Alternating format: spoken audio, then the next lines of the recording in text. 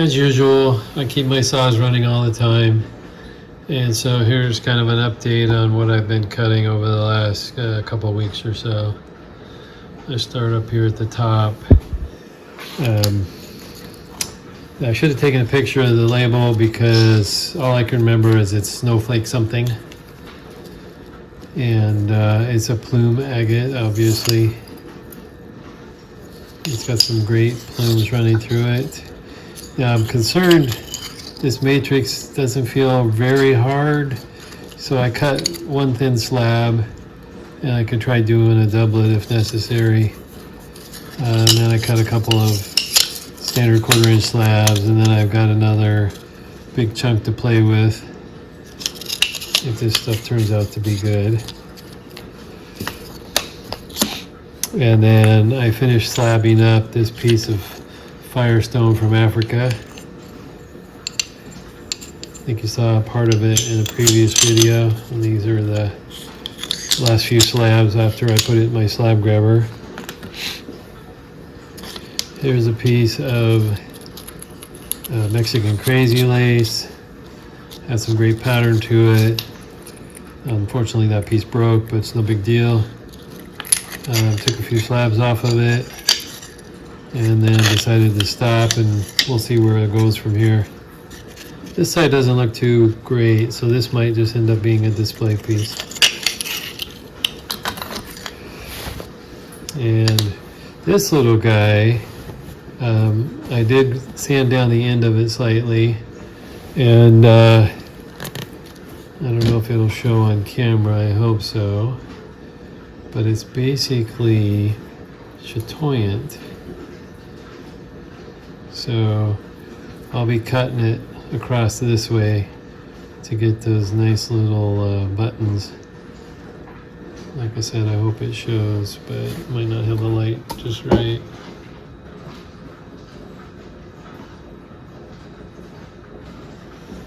So that should prove fun to play with. Here's a piece of Panama. I just took some slabs off it. It had some light banding in it. And I took a thin one, a couple of thin ones to see if it would iris. But either I'm not holding my tongue right or something so far hasn't turned into iris that I can see. I'll have to ask some of these experts on how they're getting the iris to show up. And then this piece of Panama, same thing. I thought there was something unique in here, and it just turns out it's a fracture. And it turned just kind of milky quartz inside. So I cut 3 thin slabs in hopes that maybe they will iris. But again, same thing, they did not, so I decided to stop.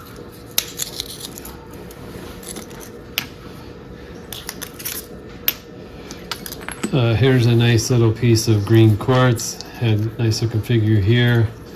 Got it in the saw and cut some slabs off of it. It's got some really nice pattern in there. I should cut some really nice cabochons. And I think I can get at least one more cut out of that in my slab grabber.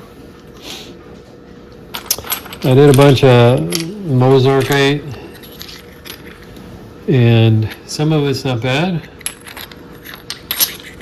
So of course, I grabbed another piece, and it's pretty junky.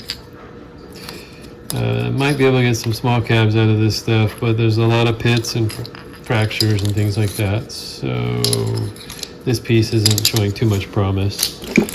And this piece broke on me in the saw, so I had to stop, but it looked reasonably solid before I started, if I can figure out which way that goes. Anyway, nice pattern. Again, should cut some decent cabochons. Down here I have a big chunk of bloodstone. I got a couple slabs off of it, but then it got loose in the saw. I'm not sure why. So I'm going to put that in my slab grabber and cut some more because I don't want to waste a whole bunch of rock. But it's got some decent pattern to it. I don't know if you can see that little red spot in there, but That should be promising. This stuff back here is from Africa. It's a Jasper. Feels like it's good and hard. I just took a whole bunch of slabs off of it, so I'll have lots of fun to play with. Nice contrasting colors. Another piece from Africa. Got some nice red banding in there. Might be banded ironstone, but I don't know for sure. This wasn't labeled, other than the fact that I know it's from Africa. Feels pretty solid. I don't see a lot of fractures. So that, even though it looks like maybe there's a fracture in there, it's actually not. So again, fun stuff to play with.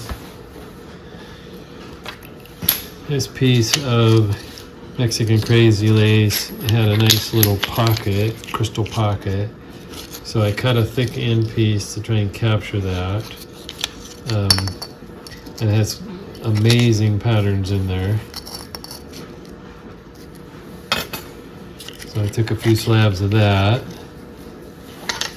And then I decided to make it a stand-up, so I took a cut off of the end of it. And so it'll just stand up as a display piece.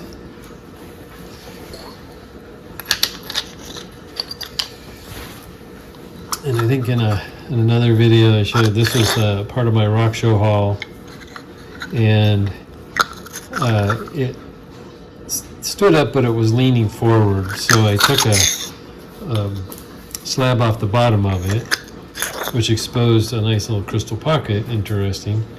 And now it'll actually stand up and lean back slightly. So now I just polish this face and have a nice little stand up. Again, not bad for a $10 purchase. And then this piece of Brazilian was gem grade, and the dealer said, "Oh, you've got some tubes or plumes or something in here." And so I cut them, and yeah, there's some nice patterns in there. Got a few slabs of it. It's pretty cool. Hopefully that shows some backlit stuff.